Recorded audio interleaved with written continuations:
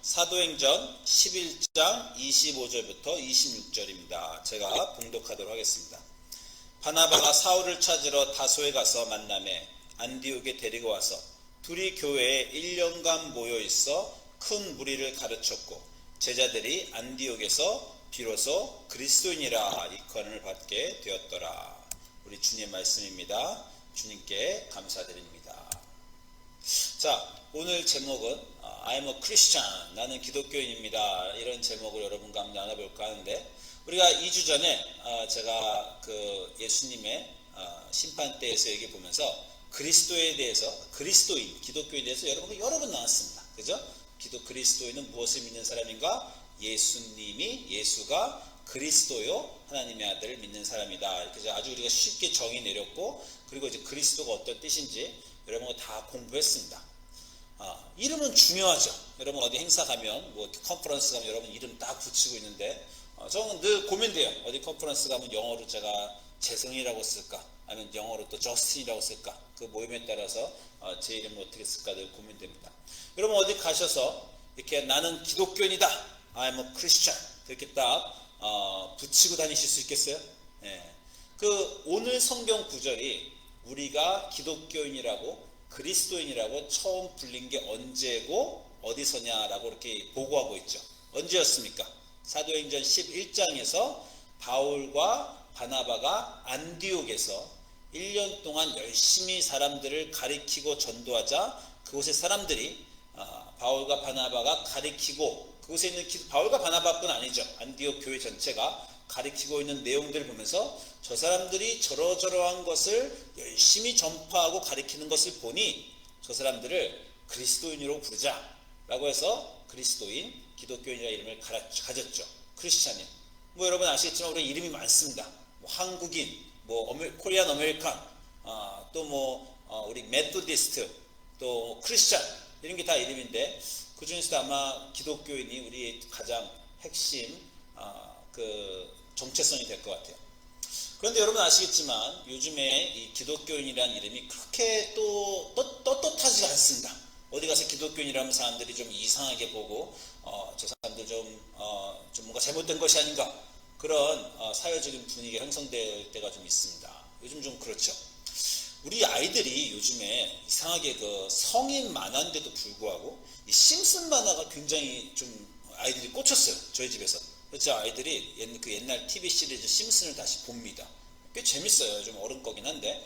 근데 이 심슨에서 보면 이 심슨 네이버 어떤 여자가 심슨네 집에 와서 그런 얘기를 합니다. That's right. I was at the Bible camp. I was learning how to be more judgmental. 그래서 뭐라 그러냐면 이제 기독교인 빚고 와서 얘기하는 건데, 내가 바이블 캠프에 갔다가 왔는데 거기서 어떻게 하면 더 남들을 판단하는가 하는 것을 배웠다. 이게 1980년, 90년, 2000년쯤에 미국 사람들에게 퍼진 기독교인의 나쁜 이미지입니다. 여러 가지가 있겠지만 뭐 위선적이다, 우리 뭐 좋은 것도 많죠. 좋은 건 제가 얘기 안 하지만 일단은, 그런데 이제 기독교인에게 붙은 이 꼬리표 중에 하나 나쁜 게 그 사람들은 판단한다, 남들을 판단한다, 이제 이런 게 한번 좀 붙은 게 좀 문제가 됩니다. 저는 그렇게 생각해요. 무조건 나쁘지 않습니다. 우리가 저지멘탈하다는 게 우리 기독교가 갖고 있는 어떤 특성을 그 사람들이 왜곡해서 말해서 그렇지, 우리가 좀 저지멘탈한 게 있긴 있어요. 저지멘탈하는 거 긍정적으로 얘기하면 우리는 모든 게 다 괜찮다고 말하는 사람들 아닙니다. 우리는 옳은 것이 있고 틀린 것이 있다, 성서라는 기준을 갖고 있는 거기 때문에 이 세상 사람들이 다 괜찮아 라고 말할 때 아니야, 하나님 앞에서 옳은 것이 있고 틀린 것이 있다, 기준을 갖고 사는 사람들이라는 얘기를 어떤 사람들이 저지멘탈하다고 좀 부정적으로 말할 수도 있습니다. 또 하나는요, 저 요즘에 어디 컨퍼런스 가서 좀 나이 든 어떤 분을 만났는데 그분이 그런 얘기를 해요. 대학교 가서 뭐가 좋냐 그랬더니 자기 집에 있을 때는 너무 저지멘탈했대. 가족들이 자기를 너무 저지멘탈했는데 대학 갔더니 딴 동네 이제 혼자 가서 혼자 사니까 아무도 자기한테 뭐라고 안 그런다고 너무 좋다 그럽니다. 제가 여기까지 말이 나왔는데 말 안 했어요. 야, 그건 너의 가족이 너를 케어한 거야. 너가 대학 가면 아무도 너를 케어하지 않잖아. 무슨 말인지 아시겠어요? 가족들이 야, 너 그러면 안 돼. 밥 먹을 때는 숟가락을 이렇게 들어라. 밤에는 좀 일찍 들어와라. 이런 것들은 사랑하니까 올바른 길로 인도해 주려고 하는 거예요. 그런데 그것을 나를 자꾸 저지한다. 나를 이렇게 내가 옳다 틀리다. 부모님이 자꾸 식구들은 내가 틀리다고만 말한다. 대학 갔더니 아무도 나보고 너 맞다 틀리단 말 안 하고 너 그냥 좋다고만 그런다. 왜 좋다고만 그러겠어요? 마음에 안 드는 게 있어도 신경 안 쓰는 겁니다. 저 사람이 어떻게 살든 내 상관인가. 가족들은 부모들은 안타까우니까 저렇게 하면 안 될 텐데, 그러니까 자꾸 우리가 권고하고 권면하는데 그걸 저지멘탈로 들을 수도 있습니다. 자, 이렇게 긍정적인 걸 생각해 볼 수 있지만 그럼에도 불구하고 기독교인에게 이 저지멘탈한 꼬리표가 붙은 것도 사실이에요. 우리가 옳고 그른 것을 얘기하다가 그것을 나에 대해서 얘기하지 않고 남들에게 당신들 틀렸어 라고 자꾸 말하는 문제.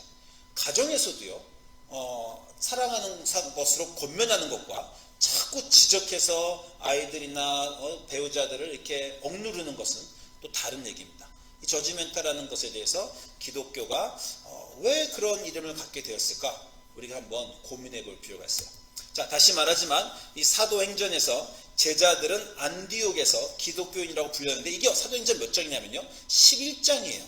여러분, 제가 여러분 전에 사도행전 공부할 때 알았지만 사도행전은 전체 1장부터 28장이 있는데 1장부터 두 개로 나누면 1장부터 12장은 주로 베드로만은 아니지만 주로 베드로만의 얘기다. 그래서 사람들이 농담으로 학자들이 베드로행전이다. 1장부터 12장은.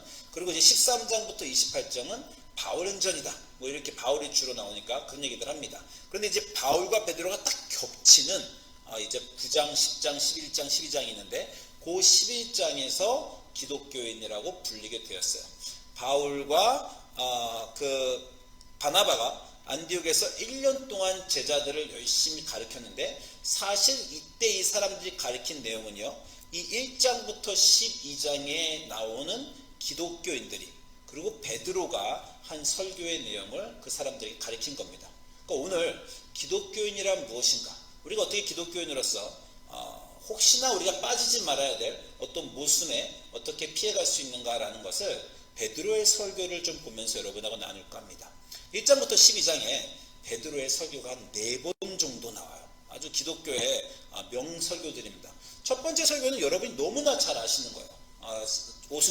사도행 오순절에 성령 받고 사람들 앞에서 베드로가 설교했죠. 이거 가지고 제가 여러분과 나눴습니다.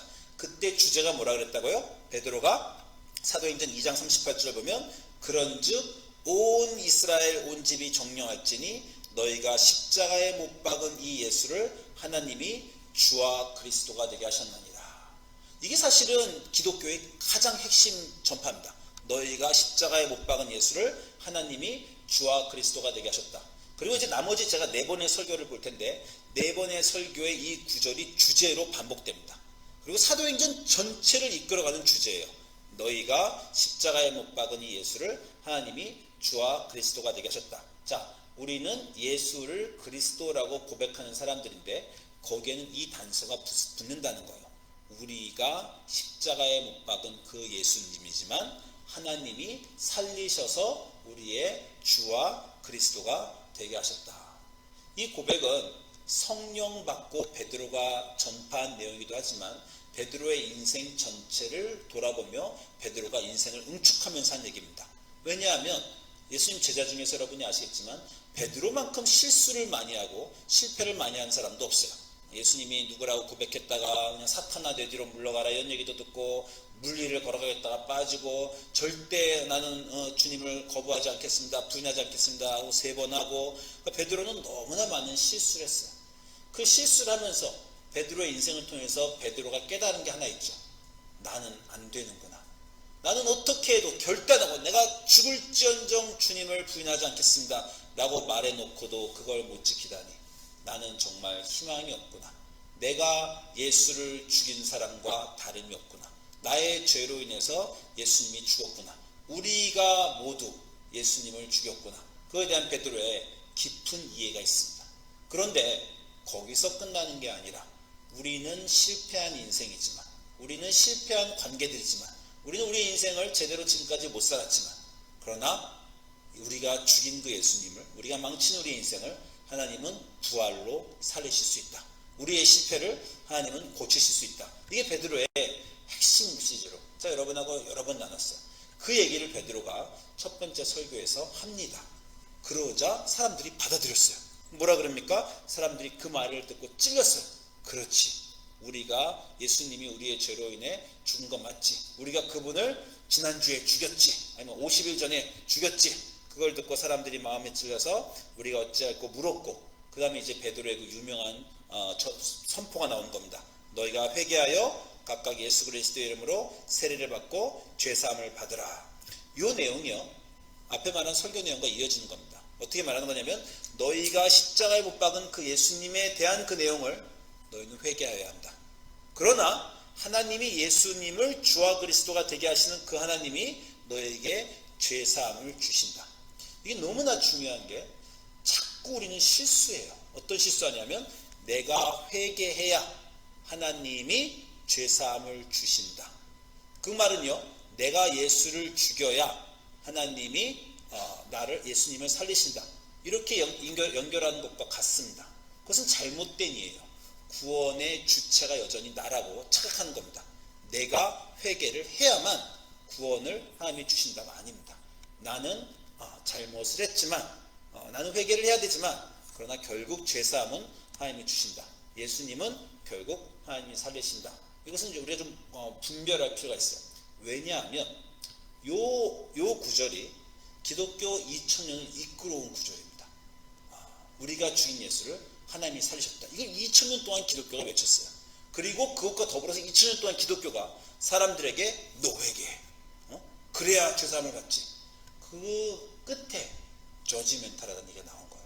다른 사람을 보면 자꾸 회개하라 그럽니다. 다른 사람이 잘못이 자꾸 보여요. 아유 찌찌찌찌 저렇게 살면 안 되는데 당신 회개하시오. 그래야 죄사함을 받을 거 아니오. 그러니까 안 믿는 사람들이 묵당, 저 사람들은 왜 맨날 우리 보고 잘못했다 그러고 우리의 잘못을 지적하고 회개하라고 하나. 그런 실수를 우리가 범하는 겁니다. 그래서 이 성경 구절을, 베드로의 설교를 다시 볼 필요가 있어요. 다시 말씀드리지만, 우리가 실패한 그 자리에서 하나님이 살리신다. 이제 이렇게 베드로가 설교를 했습니다. 이게 성령을 받고 첫 번째 한 설교예요. 베드로의 두 번째 설교는 언제냐면, 이제 이 이후에 또 큰일이 하나 벌어집니다.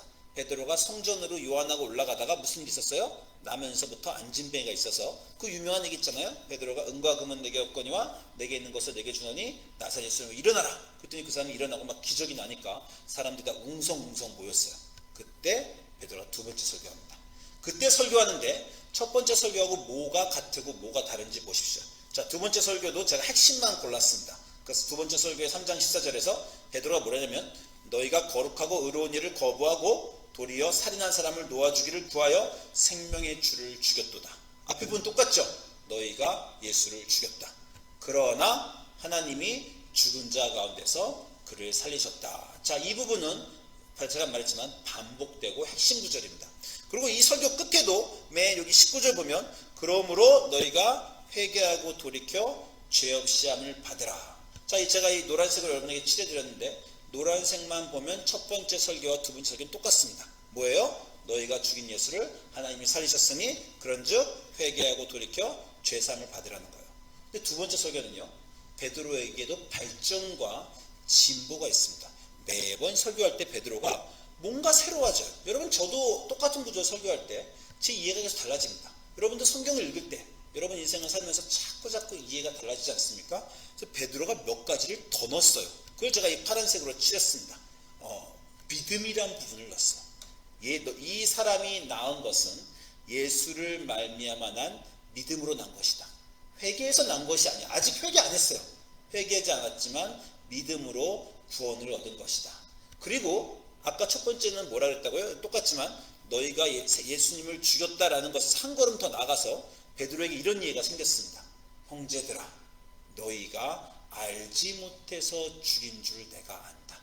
너희가 악해서 그렇다기보다는 무지해서 예수님이 그리스도인지 몰라서 죽였다라는 거예요.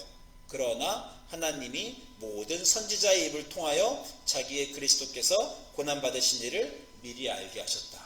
자, 핵심 메시지는 똑같은데 그 사이에 베드로가 좀 온화하게 바뀌었어요. 너희가 죽인 예수를 하나님이 살리셨다 해서, 너희가 죽였지만 그거는 팩트예요. 우리의 죄로 예수님이 죽은 것은 팩트, 사실입니다.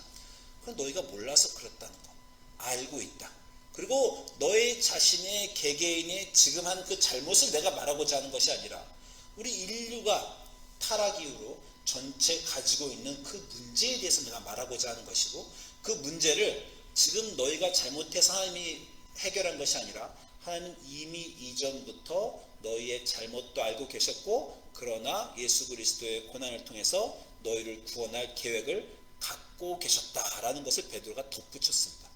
무슨 얘기냐면 너희의 잘못으로 우리의 죄로 예수가 죽었다는 건 정말 변함없는 기독교의 진리고 강조해야 되고 알 것이지만, 이제 한 개개인을 어떤 행위를 지적하는 것에서 인류 전체가 갖고 있는 문제와 그 문제를 해결하고자 하는 하나님의 의지를 베드로가 이해해가고 있다는 거예요.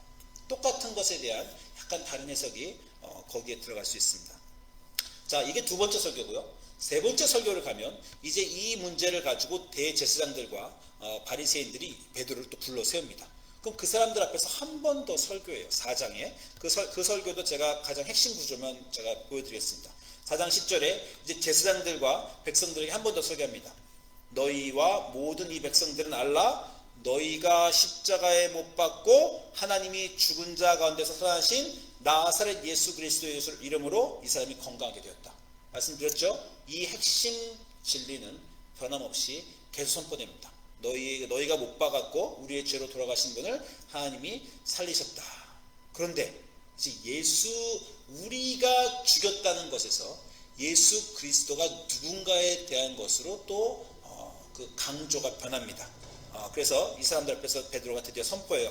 다른 이로서는 구원을 받을 수 없나니 천하 사람 중에 구원을 받을 만한 다른 이름을 우리에게 주신 일이 없느니라. 너희는 비록 예수 그리스도를 죽였지만 예수 그리스도의 죽음과 부활을 통해서 그분만이 하나님이 우리의 구원을 위해 계획하신 참 구주시다라는 구체적인 이해로 돌아갑니다. 너희가에서 예수님이로 또 중심점이 바뀌고 있는 모습을 볼 수 있어요. 자, 세 번 설교 봤고요. 이제 마지막 설교 보는데 마지막 설교가 제일 중요합니다. 왜냐하면 첫 번째 설교가 다 중요해요. 첫 번째 설교가 사실 제일 중요할 수 있는데 마지막 설교는요 이제 한참 있다 해요. 언제 하냐면 로마 백부장 고넬료 앞에서 합니다. 앞에 세 개 설교는요 유대인들 앞에서 했어요. 근데 이제는 로마 백부장 앞에서 하고요. 요 베드로의 4장 설교와 이제 로마 백부장 고넬료 앞에서 한 10장 설교 사이에는 두 가지 큰 사건이 더 있는데 7장에서 스데반이 설교하고 돌 맞아 죽었습니다. 그리고 8장에서 빌립이 에디오피아 간다게 네시한테 또 설교를 했어요. 그건 베드로의 설교는 아니지만 사도행전에 있는 위대한 설교 중에 하나인데, 거기서 사도 스데반은 이스라엘의 죄를 아주 분명하게 지적을 했어요. 그러다가 돌 맞아 죽었어요. 이스라엘 사람들한테. 그리고 나면 8장에서 빌립은 예수 그리스도의 고난, 이사야 53장으로 고난받는 종의 얘기를 합니다. 이 모든 것을 관통해서 드디어 사도행전 10장에서 고넬료에게 베드로가 설교를 해요. 이 설교가 끝나고 고넬료에게 성령이 내려 이제 앞에 전반부에서 예루살렘 교회 유대인에게만 전도하던 이 예수 그리스도의 복음이 바울이 전하지만 그러나 베드로가 문을 열어줍니다. 이방인에게도 전도할 수 있는 문을 열어준 게 고넬료를 통해서 이루어진 그 베드로의 설교예요. 그 설교가 사도행전 10장입니다. 사도행전 10장의 39절 이렇게 말씀하십니다. 우리는 유대인의 땅과 예루살렘에서 그가 행하신 모든 일의 증인이다. 자, 또 말해요. 예수님을 그들이 나무에 달아 죽였으나 하나님이 사흘 만에 다시 살리셨다. 유대인에게 전하든 이방인에게 전하든 세상 끝까지 우리가 나중에 우주 시대에 가서 전해도 우리가 전해야 될 것은 이 진리입니다. 우리의 죄로 예수 그리스도가 돌아가셨으나 그분이 구세주로 오셔서 영광의 면류관을 쓰고 승리하시는 분이 아니라 십자가에 달려 돌아가셨어야만 하는 이유는 우리의 죄로 인한 것임은 분명하나, 그러나 우리의 역사가 우리의 실패와 우리의 잘못으로 끝내지 않고 하나님의 구원으로 끝난다. 하나님이 살리신다. 이 진리는 베드로의 모든 설교를 네 번을 통해 다 똑같이 나오고요. 이 이후로 사도 바울의 설교도 다 똑같이 나옵니다. 왜냐면 이게 신약 성경의 핵심이기 때문이에요. 그런데 맨 처음에 설교는 이것을 전파하면서 그러니까 회개해라 라고 사람을 눌렀던 거에 반해서 이제 조금씩 변화가 일어나는데, 마지막 설교에서는 이제 베드로가 이렇게 말합니다. 모든 백성에게 이 하나님의 부활을 나타내신 것이 아니요 오직 택하신 증인에게만 나타난다. 뭡니까? 그전에는요 회개를 해야 된다, 너희는 왜 회개를 안 하냐, 이거에서 베드로가 이제 이해가 생겼어요. 내가 회개하라고 해서 사람들이 회개하는 것이 아니구나, 택하신 백성만 하는 거구나. 하나님이 그 마음에 예수를 믿을 마음도 주셔야 되고 부활의 증인도 만들어 주셔야 되고 회개할 마음도 하나님이 주시는 거구나. 오직 하나님의 택하심에 따라서 사람들이 회개하고 죄를 용서받을 수 있구나. 그렇게 베드로가 이해가 생겼습니다. 그래서 이제 예수님을 어떤 분이라고 묘사하냐면, 하나님이 예수님을 살아있는 자와 죽은 자의 재판장으로 삼으셨다. 이거는 예수님이 재판장이 되어 사람들을 벌하지 않는다의 중심이 있는 게 아니라, 우리를 위해 십자가에 달려 돌아가신 그분이 우리의 재판장이라면 우리는 얼마나 넉넉하고 우리는 얼마나 위안이 되고 재판대에 섰을 때 얼마나 안심이 되는가에 대한 구원의 선포입니다. 우리를 위해 십자가에서 자기를 주신 분이 재판대에서 자기 십자가에 자기가 우리를 위해 주신 것을 다 깡긋이 그냥 잃어버리고, 너는 그냥 죄를 지고 회개 안 했으니까 지옥 가라 라고 과연 하시겠는가? 산자와 죽은 자를 심판하실 그분은 우리를 위해 십자가에 달려 돌아가신 예수 그리스도다. 그리고 여기에 중요한 게 있어요. 회개라는 단어가 이제 안 나옵니다. 그러면서 물론 베드로, 이거는 고넬료 얘기하니까 그 단어가 빠졌을 수 있지만, 이제는 회개보다는 믿음에 대한 얘기가 더 강조됩니다. 그를 믿는 사람들이 다 그의 이름을 힘입어 죄사함을 받는다. 아까는 회개를 해야만 죄사함을 받는다 이렇게 갔다가, 그를 믿는 사람들이 죄사함을 받는다 이렇게 말이 좀 변했습니다. 그러자 성령이 고넬료와 거기 있는 사람들에게 전부 다 내려온 것을 볼 수 있어요. 여러분, 제 말씀을 오해하지 마시기 바랍니다. 회개는 기독교의 핵심 주제예요. 예수님도 세례 요한도 회개하라 천국이 가까웠다. 예수님도 처음 사역 시작하실 때 회개하라 천국이 가까웠다. 그리고 이 이후로도 사도 바울도 회개에 대한 내용은 그치지 않고 전파합니다. 그러나 달라진 것이 있다면, 이제 이 그리스도인이라고 이 10장이 지난 다음에 11장이 되어서야 그리스도인이라고 불림을 당하는 거예요. 그 그리스도인이라고 불림을 당할 때 기독교는 훨씬 더 온화하고 훨씬 더 부드럽고 훨씬 더 사람들을 깨안습니다. 진리를 타협함은 없어요. 여전히 우리의 죄로 인해 하나님이 돌아가셨다. 그러니 너희들이 회개해야 되는데, 이제 그 회개에 대한 것이 하나님이 주시는 마음으로 하는 회개다. 그 회개의 주인공도 너희가 하고 말고에 따라서 구원을 받고 아니고가 아니라 하나님이 주시는 마음으로 회개할 수 있고 없고로 구원의 주체가 자꾸 하나님으로 바뀌어갑니다. 자꾸 점점 너희가 죄인이다, 하나님이 살리셨다 해서 너희에서 예수 그리스도의 십자가로, 그리고 하나님의 은혜로 기독교의 복음이 바뀌어가는 것을 볼 수 있어요. 저 요즘 교회에서 여러 가지 일들이 있는데, 요즘뿐만 아니라 제 마음속에서 늘 저도 모르게 목사라서 그런지 판단하는 마음이 생깁니다. 어떤 교인들이 이렇게 하고 저렇게 하면 좋은 마음인 걸로 생각하면 저렇게 하면 안 될 텐데, 하나님을 저렇게 예배하면 안 될 텐데, 교회 생활을 저렇게 하면 안 될 텐데, 성경 읽는 것과 기도 생활을 저렇게 하면 안 될 텐데, 목사로서 제가 목자니까 어떻게 권고해야 되겠다는 마음도 있고 가르쳐야 되겠다는 마음도 있어요.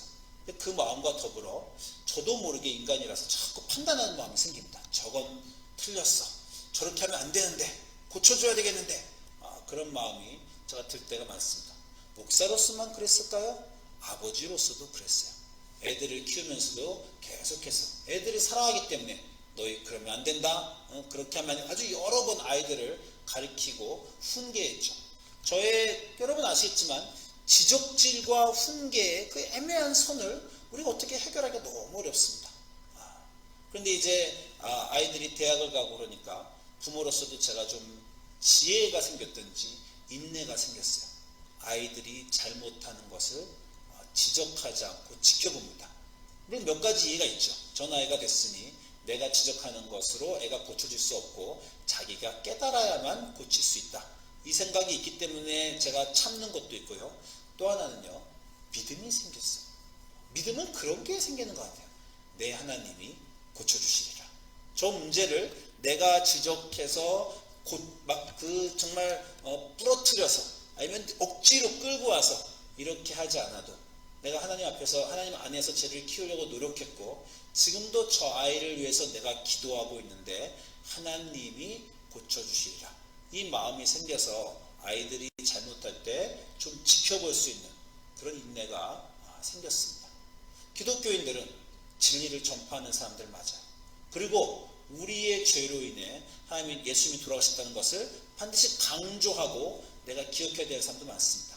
그러나 그 강조는 나 자신에게 더 엄격하게 적용돼야죠. 나의 죄로 인해 예수님이 돌아가신 것에 대해서 내 자신을 돌아보는 일에 더욱더 써야 됩니다. 남들이 잘못할 때 회개로 이끄는 그 순간에는 우리 베드로의 설교의 발전을 보면서 우리도 배워야 될 것이 있어요. 하나님이 아직 회개의 마음을 안 주셨나 보다. 하나님이 안 주셨는데 하나님이 아직 안 고치시는 걸 내가 어떻게 고칠까? 내가 어떻게 가서 저 사람을 억지로 고칠 수 있을까? 그래서 남들이 내가 생각하는 것과 다르고 좀 잘못하는 것 같을 때 이제 드디어 그리스도인이라고 불리게 된 사도행전 11장의 바울과 바나바와 베드로는 기다려줄 줄 아는 사람입니다. 믿음이 생긴 사람이에요. 예수 그리스도를 믿는 믿음으로 모든 사람이 구원되며 저 사람이 저 행동에서 구원받을 수 있을 줄, 저 사람이 달린 것이 아니라 하나님의 은혜로 될 줄을 나는 믿는다. 그래야 나는 지적하는 대신, 판단하는 대신 기도하는 사람이 될 수 있다. 참고 인내하며 기도해주는 그러한 기독교인으로 우리가 나아갈 수 있는 겁니다. 이 부분을 놓치면 여전히 진리 안에 머무른 건 맞지만 사도행전 2장에 뭔가 더 날카롭고 뭔가 더 센 그 복음을 우리가 계속해서 시대가 변하고 사람들의 인식이 달라지고 사회 자체가 이제 남들의 인생에 더 개입할 수 없는 공동체의 생활이 강조되지 않는 개인의 생활이 강조되는 이 사회에서 아주 초기 복음의 방식을 우리가 들고 왔을 때 저지멘탈하다. 기독교가 그렇게 듣는 것도 사실이에요. 여러분이 갖고 있는 복음의 핵심은 타협화되지 말아야 되지만 그 복음을 말하는 방식, 그 복음을 내 삶과 다른 사람의 삶에 적용하는 방식에 의해서 우리 성경 안에서도 사도들도 끊임없이 고민하고 애쓰며 자기 자신의 강조점과 그리고 그 말들을 변화시켜 온 것처럼 여러분도 성숙한 그리스도인이 되어 여러분의 진리와 그 진리를 삶에 적용하는 방법에 있어서 하나님을 중심에 놓고 살아가시는 우리 뉴크리에이션 성도들 되시기를 주님의 이름으로 축원합니다. 기도합니다.